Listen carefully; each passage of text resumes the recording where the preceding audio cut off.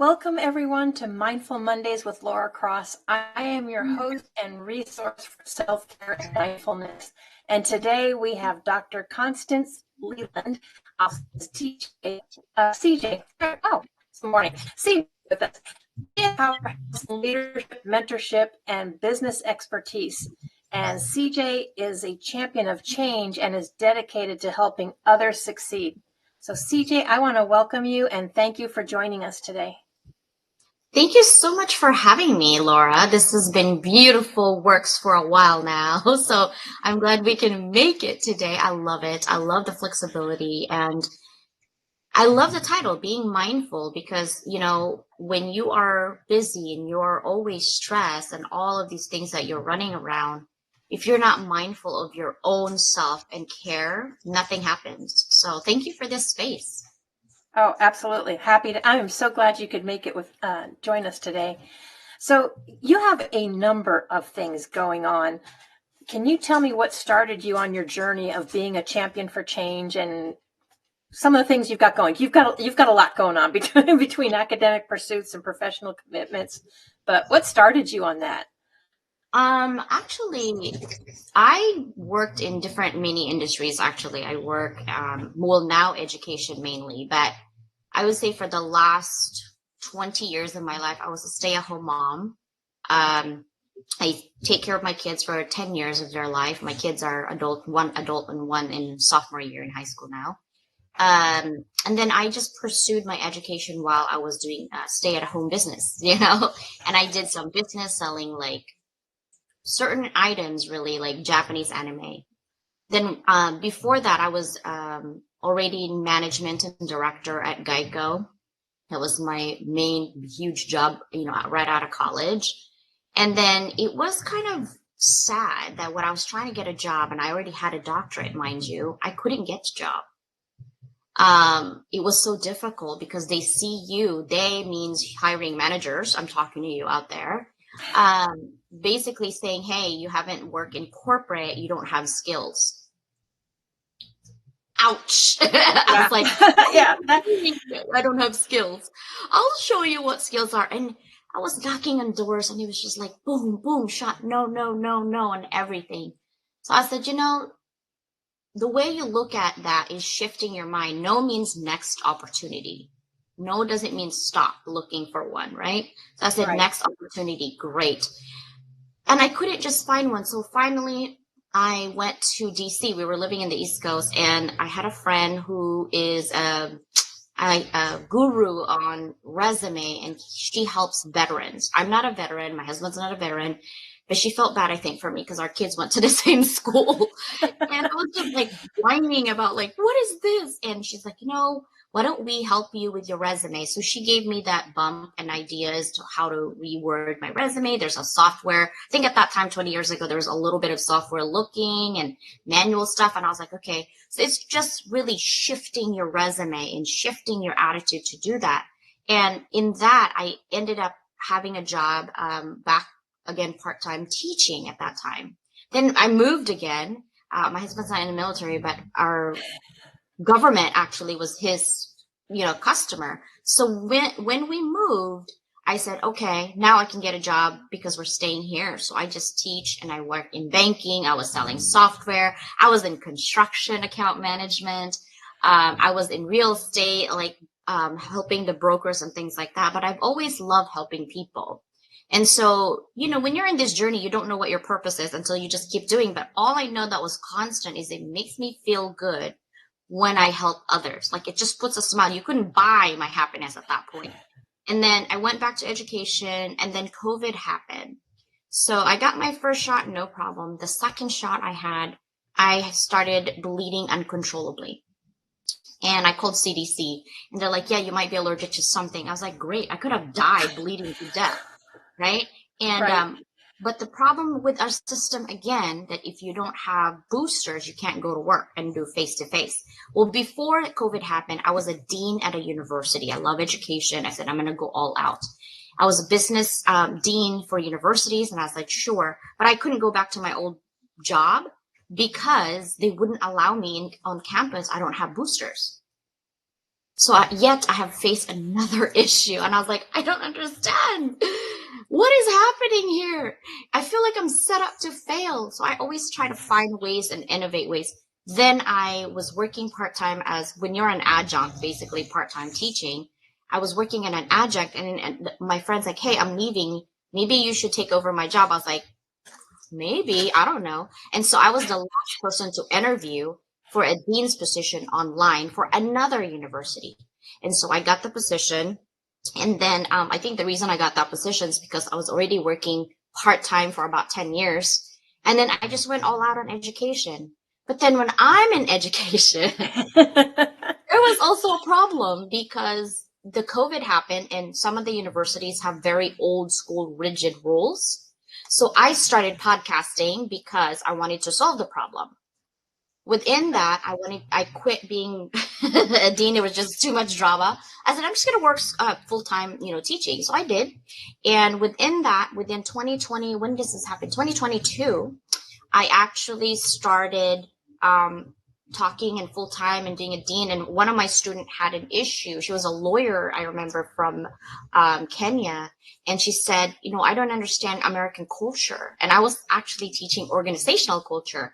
So a sideline, we had conversations helping her, and she had issues with management and all that. But within 3 months, I got her move up in a job, and she was her boss's boss. And she's like, Dr. Leyland, you have to teach this class that you're just created just for me, for another people. So I started Level Up Academy then, just for her and her friends, to teach international students. And they can move up on the organizational culture with communications and things. And I literally put it on beta, sent it to all my friends in the world to say, give me feedback. I want to perfect it. And so that's how Level Up Academy started. And then my podcasting business, it started because of that. It's not even a business. It was to solve a problem. Then it pivoted. I was in LA Weekly and Mentors Collective. Magazines just keep coming. And so my dad said, hey, you should be on YouTube because you're repeating yourself all the time with your students. I was like, Dad, I don't have time. I'm so busy grading students, right? Because I worked for 3 universities at that time, and one was full-time. That's a lot. I was like, 600 students is a lot. And my dad's like, no, just do on YouTube, click the copy share link and tell it to your students, hey, you watch this thing so you don't have to repeat yourself. I'm like, that makes sense. So I went to YouTube trying, to do that. And last year, April, I had 36 subscribers. And my dad's like, see, you had 36 subscribers. This is better than 0. I'm like, true, Dad, true. So I said, my goal is to hit 5,000 by the end of December. And I worked with books, created some anthologies, doing some other creatives, and then put more courses out there for people who actually are I do have a master's in cybersecurity and counterterrorism, and I love computers. So I said, okay, but a lot of the business owners are not computer savvy. Right. But they have short span. I was like, okay, how do I solve this problem? So I created classes that's technical, but non-technical users. And so I put it out there and it was like, whoa, CJ, let's do it. I'm like, okay. So I had more students in there.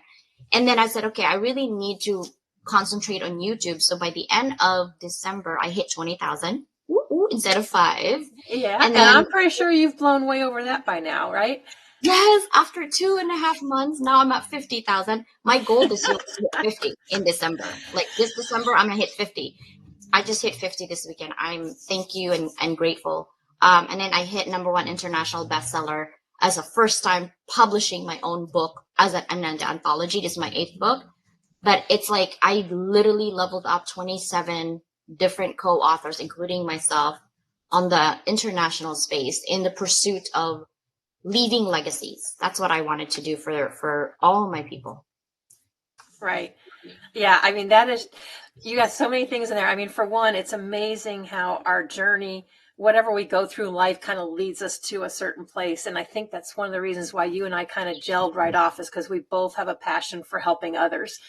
And everybody seems we've got a journey. I could tell people, I say, you don't wake up and say, woohoo, I want a podcast or I want to host a TV show. There's things that got us there. But how do you balance your various academic pursuits, your professional commitments, and then continue your mission to mentorship and personal development? That's a lot. You got a lot going on. Yeah, I didn't mention I have a TV show. like us. Yes, you I do. have two TV shows. I have Thursday and Sunday TV show. See, I pivoted my goal about 8 months ago. I said I wanted my vision. I lost friends actually because they thought I was crazy. My vision is to be the Netflix of education, and my mission is to level up the world through education. And really, my goal is to have pockets of Level Up Academy anywhere on all continents, because I think education is an equalizer for people, right? To really Mhm. be educated.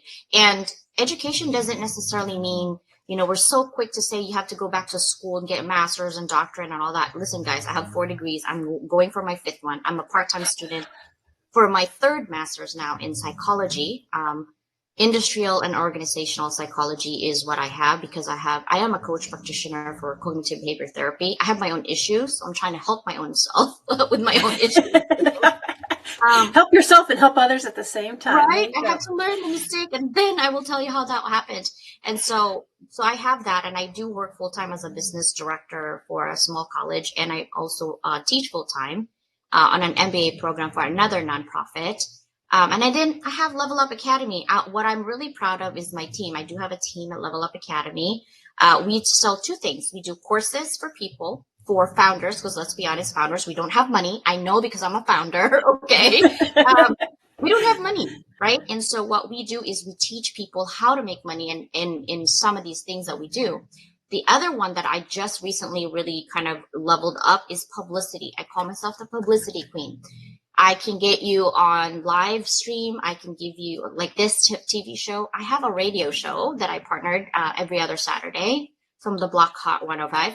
And then I have an MP3. I'm also on Spotify, you name it. That was my first baby. And I'm on 90 nations and countries and growing on that. And then, of course, I have my magazine. So I have Level Up magazine. It's going to come out the end of this month. And then I have access to over 100 premium magazines. So we're talking Entrepreneurs, Forbes, MSN, Yahoo, right? All of these things in UK, and all the PR people. I have friends that I work with PR agencies. It's because I want to be able to have people to make it affordable, right? Everything costs money, but it shouldn't have to be cost you arm and a leg to get your message out there, because at the end of the day, we have businesses to help others, right? And if no Oh, one absolutely. knows you, then who's going to get your business? But it also costs money to get into business and get all of these magazines. Like one magazine was $50,000 for 800 words. I'm like, who pays $50,000? I wouldn't, even if I have the money. No, I could I see wouldn't either. 1,500, 3,000, maybe max. But 50,000? Are you nuts? And So that doesn't even count the debate that a lot of people consider magazines kind of dead, but then there's the argument that magazines are not dead. So yeah, no. I would think Well, that would be a no. struggle, but Well, there's a magazine, online magazines, because it actually the physical magazine, yes, I think it's dead for real because no one does circulations anymore. So they actually pivoted and changed because of technology to do online, and they reach more people. So what I do with magazines is I don't just put you in magazine because you want to. I literally will ask my client why. Why do you want to be in magazines? Don't do it for posterity or vanity measures, because you're going to lose. You're not going to know what to do with that. But I also say why, because I coach them that being in a magazine is great because that is used for authority, right? But you can't be on like CEO Weekly and you're not a CEO, right? Or if you're right. doing healthcare and you're on the business side. I'm like, well, healthcare is technically business, but you should be on healthcare first, then business. So there's always that strategy that I use to help you navigate, like, how do you do it? And most PR puts you on magazines and then, you paid me. For me, I don't do that. I give you a journey. I said, okay, I'm going to teach you how to use your authority so you can actually show up for yourself as a business owner. And then I'll give you 60% discount because I love coupons and discounts. So that's what I do with my clients. Oh, and you got that all figured out too. I love it. You just got so much going, and I love your heart. I always have ever since we've met. But can you maybe discuss a particular? Well, first of all, I want to touch on one thing. I think it's very sad that you lost friends because you had so much going on. I mean, if they are friends, they should be there to support you. And I know that's a struggle for some people, but I think I always say they sort themselves out. So it's like they obviously weren't your true friends. You will find who your true friends are or your tribe if you just keep pushing forward. What were your thoughts on that? I always have issues back in the days, and I have tried shaman and like all kinds of spiritual things to tell me what is wrong with me. Like, am I cursed, right? Like, first my parents didn't want me. Then now it's like my friends are leaving me and I'm an only child. Like, what is going on? And one thing that made sense is that sometimes we are put here on earth really not because they want us to be comfortable, but they want us to make an impact. Us as in up there, whoever's watching me, right? And I'm not competing with anybody because I don't even keep scores on anybody. If I help them, I keep scores of the man above. Because at the end of the day, this is just body. And so when it comes to friends, I see it as you're here sometimes for a reason, and sometimes it's only for a season. And I have friends that I've had for 25 years. And how I lost friends is because they think that my vision was so big. Think about my vision though. If you're a regular thinker, right? Like, I want to be the Netflix of education. Who does that? CJ, because I'm crazy. Like, you know what I mean? I didn't have TV then. I call it motivated or driven. I don't know about crazy, but right? Hey, I call it crazy's good. I'm ambitious. Okay. That's just how it works. And then I said, okay, then they're like mission, level up the world through education. You know how big the world is? I'm like, I know 4.5 billions are Asian. Got it. 8 billion right now with people. Got it. Gotta start somewhere. You know what I mean? Gotta start somewhere. And so that's why I'm motivated every day to level up everyone in terms of legacies. So that's why I do books, because think about all the greats that we have, Laura, right? The presidents, all the Abraham Lincoln and all the great artists. How did you learn from them? They didn't have any television. They had books, right? Yep. 100 years from now, your great, great, great, great grandkids will never even know how much you made an impact in your community. But if I write about you and you write about yourself, they will have that 100 years from now. Oh, wow, my great, great grandma actually suffered this and she thrived on this adversity. Imagine that coming from your own lineage, right? That's what I want to leave legacies for the rest of the people. So if I lose friends because I'm ambitious, that's not my loss. It's actually theirs. Absolutely. Yeah. Yeah, absolutely. So can you discuss real quick maybe a particular moment in your career where you faced a significant challenge and how did you overcome it? Yeah, my journey as a dean on two different universities. That was your most significant one? Yeah. Oh yeah. That was the most one to me that's recent. I have a lot of adversities, but I think that one is really significant because at the moment of despair was born creatives and innovative ideas, right? When you have limited budget, in fact, no budget, and you have to move and herd people just based on your ideas, and actually people said, oh, you're not crazy, let's go ahead and jump in.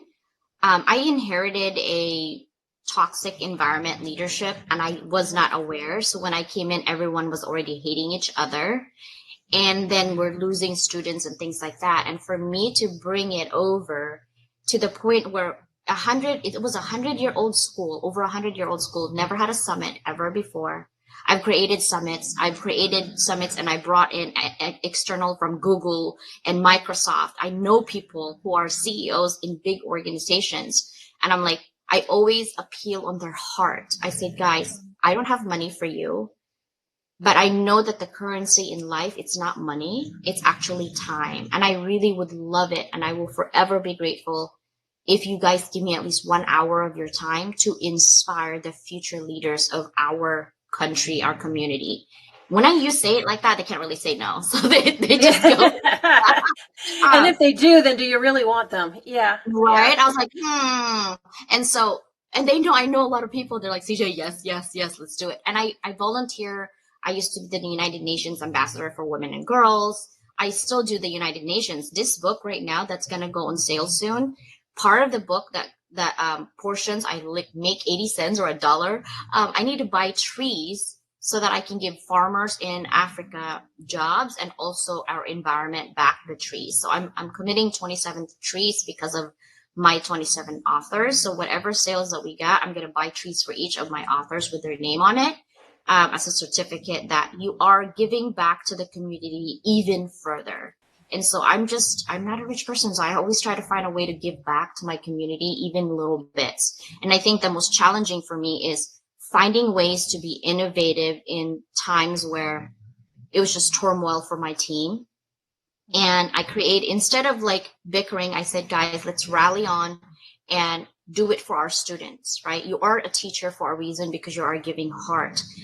In this journey, and we're all teaching, put the ego down for a bit. And I know you all are amazing in your own right, but I think we need a summit for our students and for our colleagues. Luckily, they said yes. And then after they said yes, we created that summit information into a book. I put it on academic publishing. So I also do academic publishing in 6 different languages. So yeah. Yeah, that is really amazing. And I know we have more to dig into, especially about how you're staying innovative and how you're blending your background of technology and cybersecurity in today's landscape. But we're going to take a quick break from a word from our sponsors, and we'll be right back.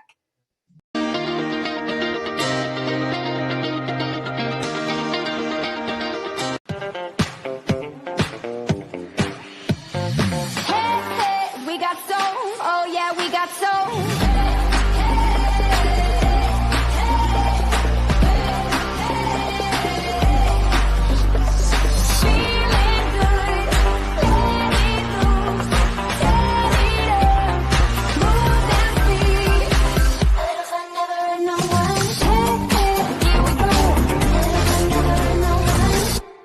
Hi, I'm Bobby Aldridge with BAM Metrics. There are so many programs out there that measure your swing speed, sets, reps, your BMI, your body fat, but the one thing they're not measuring that's so essential is mobility. Mobility is the key. If you're measuring your mobility, your performance will get better and you will reduce your pain. I created BAM Metrics to make it easy for people to repeat the exercises so they could do it properly at home on their own. It's simple, it's easy to do, and from a senior to a pro athlete.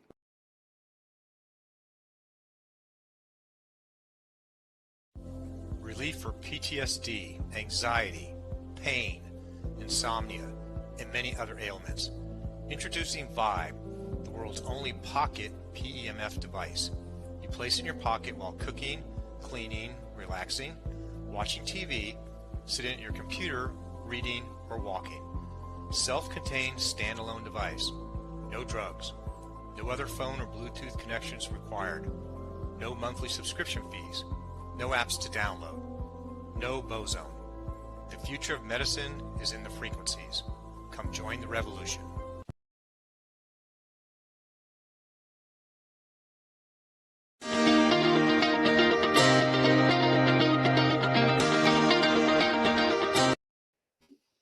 So you were talking about how you have a background in information technology, cybersecurity.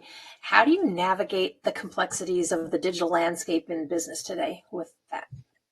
Complicated. It's like relationship. I also honestly, to be honest with you, this is something that I have dealt with in terms of cybersecurity. In terms of that, I don't have a background solid on that, but that is what my husband actually does for a living. That's how he feeds our family. Okay. So having that conversation with him, I get a tutor actually to do that. And what I do is I go to the high level. And the reason even I got that degree is because I've seen his salespeople selling to business owners, right? And to the CEOs and the CFO and the CISO, they're not communicating because he talks about tech and all of the tech information and all this. The business people go, huh? What are you talking about? Right? So what I do is I coach them. Okay. So I said, okay, first of all, you need to speak language for the business people so they can understand how to make better decisions and strategies for their organization to buy your $20 million product. Okay. Let's get it done. Like 20 million. Okay? Yep. So you can't just throw out words in there. Like imagine if I speak a different language, which I do, and I throw out the words in there to try to talk to you. And you're like, sorry, what? That's exactly what you're doing for them. And then at the end, you're like, 20 million, please. No. right? So what I do is I go to the high level of cybersecurity and why it's needed and why it's needed. Then I talk to the source, which is the architect and the evangelist of IT, like my husband, and say, hey, how does this work for education? How does this work for that? I have an in-house tutor, literally. His company is the number one in terms of AI and technology and predicting basically at cyber attacks, right? Mm-hmm. So what better ways than to talk to the root people who's done this? He doesn't do coding, but we also know a coder who does it. So what I do is I extrapolate those information, make it sense for the business people, and then make those words connect. Hey, if you actually have a $2 million to $1 million company right now, and you don't have a really good security system in your organization with data points, they can literally hold your company hostage. Let me give you this case study and how that happened, right? Even right. Education and hospital. Someone died in Australia because someone actually did a cyber attack on hospital and shut down every machine. Well, they had people on a coma and people on the machine, on the oxygen. They shut it down. Now, if they were ready, they would have lived there, but they didn't have the money to pay for $2 million hostage for your data points, right? Right. So right. I said, I'm not trying to scare you, but these are the possibilities. That's how you talk to business people.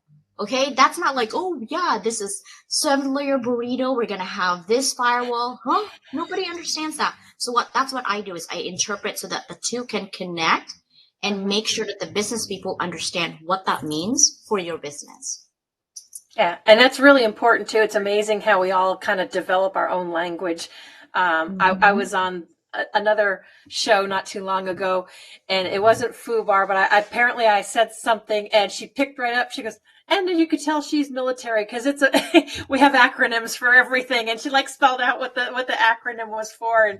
But when you get used to a certain language or like certain acronyms, you can just kind of get going, and it's amazing how they kind of translate in different things. But yeah, it's important to have that. Yeah, I always bridge communications. I used to do when I was a stay-at-home mom. I did a lot of different things. The first thing I did was I was making $600 every 30 minutes doing connections for business on Asian, because some of my family members owns company, but they wanted to go with global international like Nestle and all that to do manufacturing. Well, they don't understand the culture of Asians, and then the manufacturer don't understand. My family don't understand the culture of Switzerland. So I had to research, and I said, okay, this is how we do this thing, so we could make sure. And you need each other because of this, and I give them evidence. And then the deal broke, and I'm like, here you go. I'm like, thank you, and I was stay-at-home mom at that time. That's why when I couldn't get a job, I'm like, what do you mean I don't have skills? What are you talking about? I got mad skills. You just can't see it, right? And so, those are important skills too. We lose so much today because of communication is messed up. One says one means this. I think that's a really valuable skill right there, because we have a lot of communication breakdown, I think, going on. Yeah, lots. And actually all the, we add not the same language, we add the ego in there, and it's disaster, like disaster waiting to happen. There's a lot going on in that capacity in terms of business, period. Yeah, it is. So you are an international published author and podcast host. How do you stay innovative and keep your content engaging for your audience? You've got so many things going on. That's a lot of content to keep putting. Yeah. So basically I do every 3 months anthology. I bring people, new authors, seasoned authors, to an anthology. I don't know if you guys know how much a book costs on your own. You're looking between $20,000 to $60,000 to create your own book, like really well, right? And there's this, it's not enough that you have a book. Obviously, you can do self-publishing at any time. If you want to research it and give it time, you can. But the differentiator, we always look for a differentiator, is if you have hit a bestseller international bestseller, and then #1 international bestseller. Like literally it was like that. So I hit always the highest. I will always strive for the highest, but I don't guarantee or promise people, because it really depends on collaboration. And how I can elevate and stay connected is through collaboration over competition. I truly believe in that, right? Because I'm limited to my capacity. We all have capacity. I'm limited to my years of wisdom, my experiences, right? But if I add yours, Laura, and I add this friend, and think about 27 different people averaging, let's say, 30 years of experience. How many years of experience actually you're getting in that book of information, right? And so what I do is I always I don't have to be an expert on the social justice or what's going on with the environment or what's the mental health. What I do is I put my foot and my fingers, and I have all my friends tell me, CJ, this is what's happening right now. I said, okay. And then we literally have surveys and said, okay, what are some of the things that you guys would need solution right now? And they're like, well, we'd have mental wellness, blah, blah, blah. And then I prioritize. I also use software. That's where the IT comes from. I said, okay, let's look at what is actually going on and rating on Google right now to do the topic. That's how I do with my YouTube too. So once I did, I'm like, okay, we take top 5. Then from that top 5, we even develop it further. What are some of the things that comes up for you? And it really depends on what I'm also doing and what's going on with my community. And I pick a topic, and then I go with that and level up. But I don't do it alone. I have a lot of ideas. Some are crazy. And I put it out there for my community. I said, guys, help me out. And what are some of the things that comes up for you? And then I take it and then I innovate and then just research the heck out of it. I have a lot of smart friends. Yep. Smarter than me. So I said, okay. Yep. I've always said, if you're the smartest one in the room, you're in the wrong room.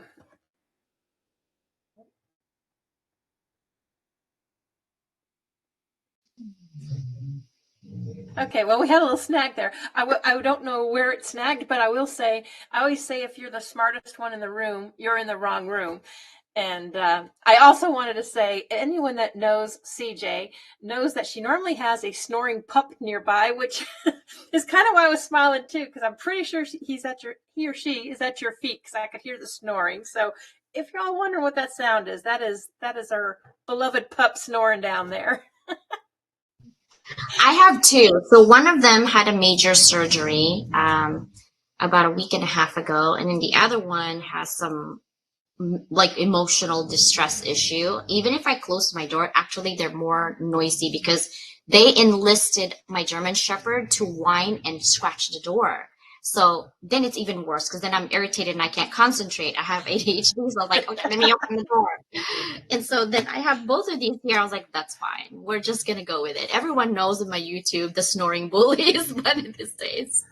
Yeah, I have a service pup too that has separation anxiety. So he's always here. So if you heard nails, yeah, he got up and moved and then you plop back down. But, hey. It helps us stay balanced, but that's right. Be mindful, right? There you go. Being mindful. Yes. So how do you approach mentoring students from diverse backgrounds? What strategies do you find most effective in helping them realize their potential? What I usually do is I don't offer my advice. I also don't offer my ideas or my thoughts, because I'm limited to that capacity. So when I teach a class, usually it's 2.5 hour lecture. I do work full time as a teacher. So it's every 6.5 hours every day I teach live. And what I do is, guys, I just tell them I cannot talk for 2.5 hours. It's just not going to happen. Right. So I lecture usually for about an hour, and then my lecture usually are about real life situations. So I take the theory and put it into action, and how it actually, so I look for examples that make sense for the people who are in my class. And most of my students right now are 90% veterans. And so when I talk about leadership and chain of command, I don't need to explain that. I'm not in the military. They know what a chain of command is, right? Right? So what I do is I involve them. I said, hey, we have some students who are not in the military, including myself here. Educate me, right? Tell me, what does chain of command means to you in that? And then I will extrapolate that information and put it in a business sense and how it would work on business. And they're like, oh, that makes sense. So my class usually is about asking a lot of questions rather than telling them what to do. The same thing for business. When you assume because you're an expert and you assume that this person's coming in, they want this, you will fail. And also, even if they maybe like buy something from you, they're not going to continuously be sustainable because you're not listening to what they need. The only way you could listen in is to ask questions, right? And there are right and wrong questions to ask. Open-ended and closed-ended. There are actually. And, we were always told, no such thing as stupid questions. There is. I just want you to know, especially in business. It's okay to be curious though, right? That's not if you ask questions, that's not stupid questions. But if you already sometimes know the answer, but you're asking the question for the sake of asking the question, I looked at you, I'm like, really? For real? You're like, okay, let me rephrase that, Dr. Leyland. I'm like, yeah, that's what I thought. Because I want experiential learning, meaning you just don't learn from me. We learn from each other. And then we have one theory. Let's provide solutions to that. So it doesn't matter what culture you're in. It doesn't matter what industry you're in. We have one goal, which is to learn from each other. So that's how I usually tackle my students. Yeah. And that's also living by what you always talk about is collaboration.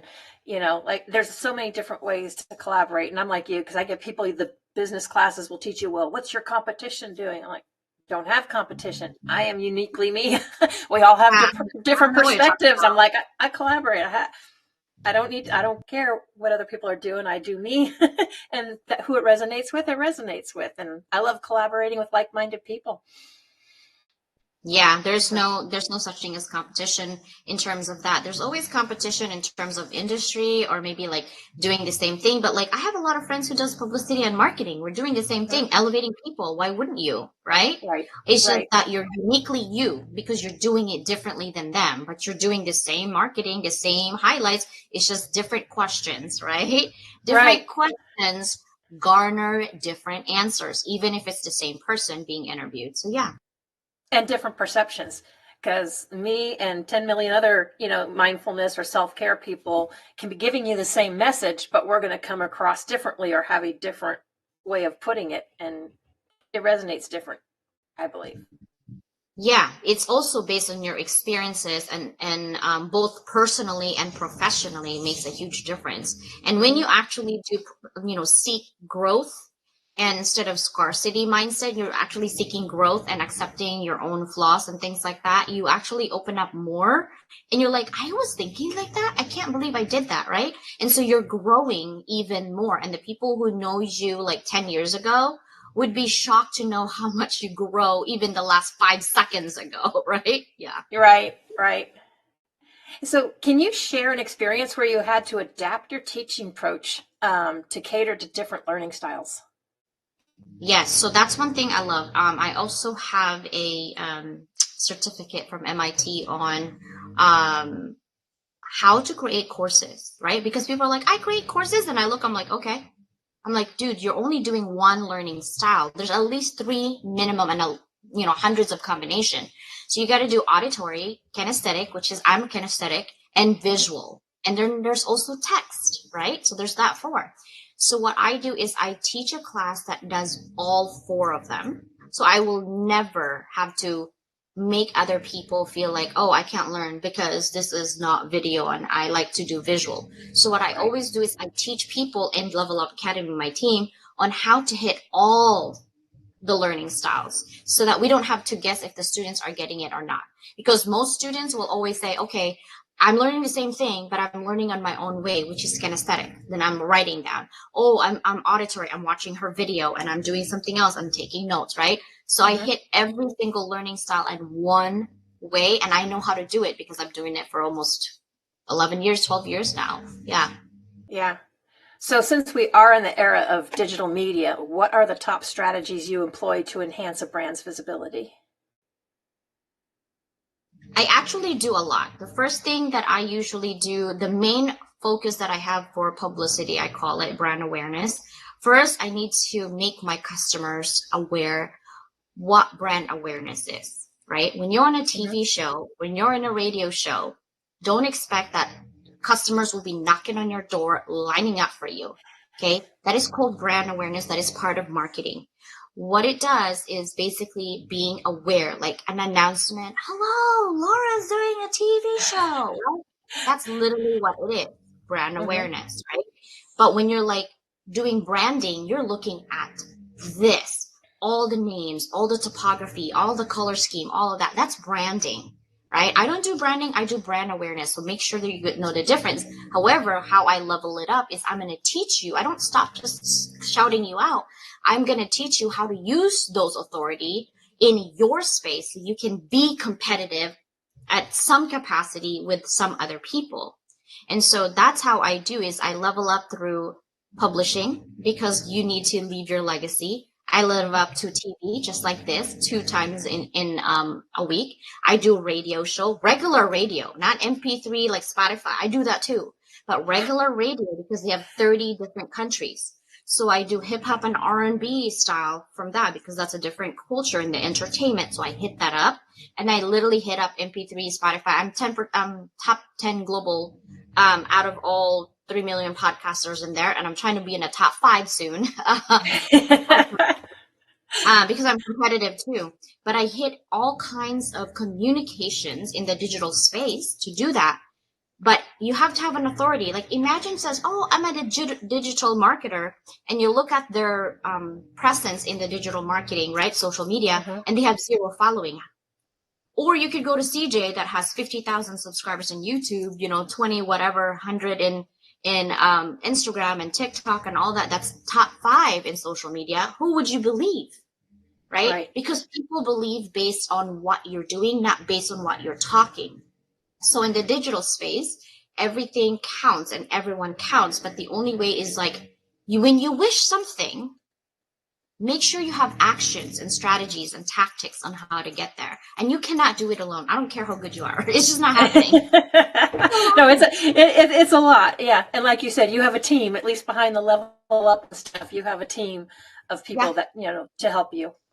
Yep. They are voluntold, but yes. So how do you measure the success? Well, other than being in the top 10 and stuff, how do you measure the success of your content and which metrics do you focus on the most? Actually engagement. So I look at, so YouTube now gives me a media kit. And they give me a store. So I have a store on YouTube and they also give me membership. So what I do is I look at engagement and I look at subscriptions. I look at the gender, basically on which one is, because like on TV, I have more women watching. On YouTube, I have more men watching. Then I also look at the age group, because let's be honest, an 18-year-old cannot afford a $40,000 class. It's just not happening. Right. So what I do is I take all of that. It says, okay, based on, I look at the government site in terms of affordability and disposable income, because that's what I teach. I also do research. And so I said, okay, disposable income between age 45 to this, and it depends if they have family, if they have kids, or they're both married, but they're both income provider. So then I target those people for those services. Now my clients, however, have the services. So I ask them, hey, who's your target market? Right? A lot of people goes, oh, everyone. I'm like, okay, that's way too big. Let's mix it down a little bit. Who's everyone your ideal, right? So then you get for me to teach them what's persona, what is all of these things. And then I kind of get them to journey. But if they don't get it, I don't try to navigate or tell them what to do. I offer them alternatives like, hey, I have a friend who does branding. I have a friend who does strategy. Once you are actually doing this, come back to me, then I'll be happy to do brand awareness, because it's important to me that my customers and my clients know that I'm not here just to take their money. I'm here to actually make sure they have the best journey. Because then they're going to keep coming back to me, and then they're going to give me referrals because they know I got their back. But for me to just take money and just like, bye, no, I don't do that.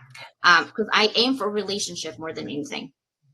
Yeah, absolutely. And to me, I think that's important. And as you know, I'm sure you know, because I've also have, the TV show. When you start doing stuff like this, you start getting hit up by like almost every SEO marketer. Oh, we can do this and we can help make this better. And it's like, okay, but when they can't even spell words out the right way approaching me, I'm like, no, I'm okay. Thank you. So I get those too. And I actually teach them how to approach. I'm like, stop pitch lapping people. No one wants to be pitch lap. No one's like, Laura, wow, your YouTube is really good in your TV show. But you know what? You got this problem, this problem, this problem, this problem. I'm like, bro, I know I got problems. Like, stop. You know what I mean? I'm not going to go with you showing me what my problem is. Like, what? No. Yeah. Yeah. And that's what they do. And they're like, you want that to grow? Or I said, it's growing organically. I'm okay right now. I was like, my audience watches online. We have over 6,100 audience. I'm like, we're growing, but yeah, it's just kind of trying to find a polite way sometimes to shut that down, because it's just another, boom. That's why they keep requesting to connect or watch. And I know we all need to make a living, but I'm like you. I think there's better ways to approach it and do that to be, helpful. So as a premium publicity writer, what advice do you have for individuals looking to enhance their personal brand and visibility in today's competitive market? Literally forget about the publicity and everything else. What you need to do is really look at, you have to look at what exactly you want from your business. That's the very first thing, right? Because if you are doing publicity everywhere, all of these, and you can't keep up with the demand that you have, you're going to look bad. You're going to literally look bad, right? So what you're going to do is to hone in exactly what you want. And then from there, you can actually make sure, I'm sorry, hold on one second.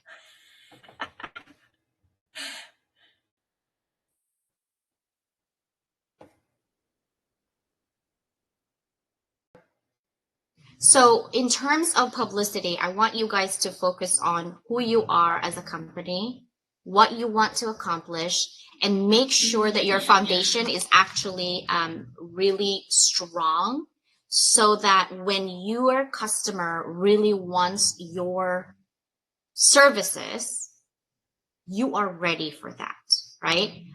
Don't seek publicity here and there and everywhere if you're not ready for that. Also, make sure that you think ahead. Okay, now that I get this publicity, I want this premium magazine. How am I going to use it conducive to my business? There's a right way of doing it and there's a wrong way of doing it as well. So what I do, if you go with me, is I usually teach you, this is the way that we can elevate your authority, and also will teach you how to slowly get your customers and look for funnels and things like that.